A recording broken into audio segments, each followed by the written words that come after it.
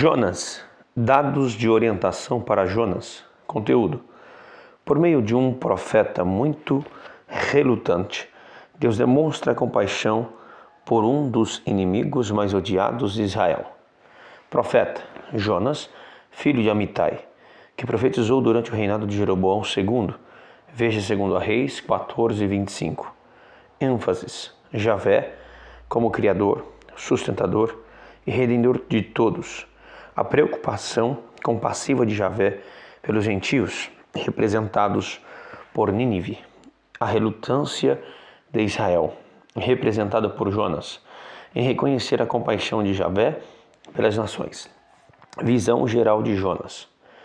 O livro de Jonas é ímpar entre os últimos profetas, mais que uma coletânea de oráculos proféticos, é antes uma narrativa sobre a compaixão divina por alguns gentios odiados por intermédio de um profeta hebreu que não deseja ter nada a ver com isso. A história se apresenta em 4 partes de fácil identificação, correspondente às nossas divisões de capítulos atuais. Primeiro, Jonas é chamado para pregar juízo contra Nínive. Em Nínive, ao que responde fugindo para o mais longe possível da direção oposta. Javé envia uma tempestade e Jonas é lançado ao mar, resgatado pela miraculosa providência divina de um grande peixe. 2. Jonas responde em oração, um salmo de ação de graças por libertação. 3. Jonas aceita sua missão em Nínive, com os seguintes resultados: a cidade se arrepende e Deus cede, de acordo com Jeremias 18, 7 e 8. 4. Jonas explode de raiva, ao que Deus responde com uma lição objetiva e uma pergunta final ao profeta. Jonas 4, 9 e 10. O sentido de tudo. Conselho específico para a leitura de Jonas. Para ler Jonas bem, você precisa observar 2 coisas: a habilidade do narrador em contar sua história e as preocupações teológicas que ele inclui nela. Primeiro, para apreciar o poder dessa narrativa, tente colocar-se no lugar dos ouvintes israelitas. A história funciona em grande parte como as parábolas de Jesus. Veja Entendes, página 182 e 192. Já que o narrador atrai ouvintes, leitores para a história e, então, pega-os de surpresa com a pergunta final. As habilidades literárias do narrador estão refletidas de várias maneiras. Por exemplo, a história básica é emoldurada pela fuga de Jonas na presença de Deus. 1.3. E pelo motivo que levou a isso, 4.2. Note também como a resposta dos marinheiros ao resgate por Jonas antecipa a compaixão divina por Nínive. A ironia é utilizada em todo o tempo para assegurar pontos teológicos. Os marinheiros pagãos acabam oferecendo sacrifícios a Javé depois que seu profeta rebelde é lançado ao mar. Ao final de seu salmo, Jonas exclama sobre sua própria libertação: a salvação vem do Senhor. O que então é representado pelo arrependimento de Nínive e pela retenção do juízo divino. Jonas, em sua fúria com Javé, todavia, não deixa de falar a verdade sobre o caráter de Javé. 4.2. O que acaba sendo o motivo de sua fúria. E Jonas, resgatado da morte por Javé, no final deseja morrer ao invés de viver, porque os ninivitas ganham vida ao invés de morte. Segundo essa história, diz respeito principalmente a Javé e apenas secundariamente a Jonas. Javé é o protagonista em todo o tempo. Chama Jonas, envia uma tempestade. Quando Jonas desobedece, intensificando-a para impedir que os marinheiros o resgatem, providência um grande peixe para salvar Jonas. É o objetivo de louvor e da sua graça e de ação de graças no Salmo de Jonas. Envia Jonas uma segunda vez. Então recolhe a mão quando a pregação de Jonas é bem sucedida. No final fornece a planta e a lagarta e o vento oriental escaldante para instruir Jonas em seus caminhos.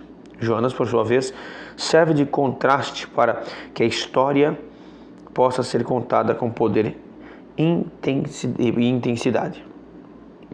Em questão, em tudo isso, está a aliança abrâmica, Gênesis 12, 3. Javé é cheio de compaixão e de misericórdia por tudo que faz, Salmo 145, 8 e 9, 13 e 17. E sempre desejou abençoar as nações por meio da eleição de Israel. Mas a eleição divina, sempre um ato de misericórdia, às vezes se torna base para o orgulho e o preconceito. E nesse caso, lembre que a Assíria foi o império mais cruel da história antiga. Veja o livro de Naum. Entretanto, Deus está dando a este povo uma chance para arrependimento.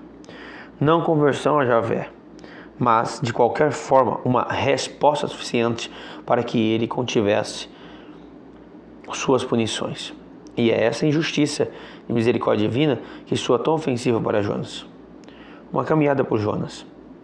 Capítulo 1, versículos de 1 a 17. Jonas corre do Senhor.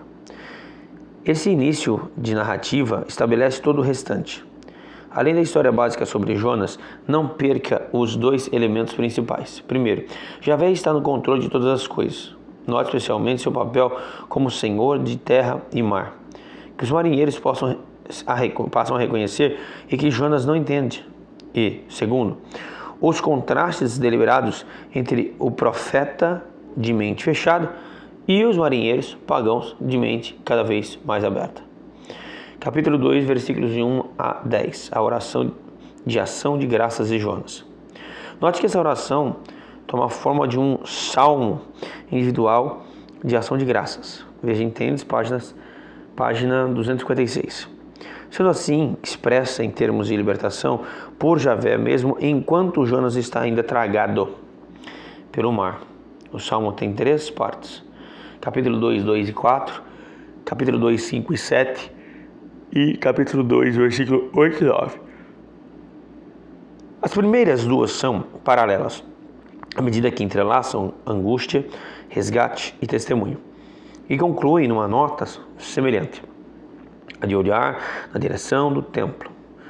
A estrofe final, testemunhal, capítulo 2, versículo 8 e 9, antecipa o restante da narrativa, expressando a confiança de Jonas em Javé, de quem vem a salvação, mas o faz em contraste com o que acredita em ídolos inúteis. Por exemplo, os ninivitas, capítulo 13, versículo 1 a 10. A pregação de Jonas e o arrependimento de Nínive. Jonas recebe uma seguinte chance, a qual responde com obediências, 3, 1 a 3. Note que o arrependimento da cidade se concentra no rei que dá exemplo, capítulo 13, versículo 6. E emite um decreto, convocando não somente um jejum, até mesmo quando parte dos animais, e o vestir-se em pano de saco, mas também o abandono dos maus caminhos da violência, capítulo 13, versículo 7 e 8. Esperando que tamanha demonstração de arrependimento faça o Senhor reconsiderar seu juízo, o que de fato ele faz. Capítulo 4, versículo 1 a 11. A ira de Jonas diante da compaixão de Javé. Aqui chegamos ao ponto central da narrativa. Jonas não quer que Deus reconsidere. Ele fica enfurecido quando Javé se mostra fiel a si mesmo. Veja Êxodo capítulo 34, versículos do 4 ao 6. O restante é dominado pelas duas perguntas de Javé. Você tem alguma razão para essa fúria? Você tem alguma razão para estar tão furioso? E pela convicção de Jonas de estar com a razão. Capítulo 4, versículo 4 e 9. Usando a linguagem de 1,17, o narrador 3 vezes assinala que Javé provê.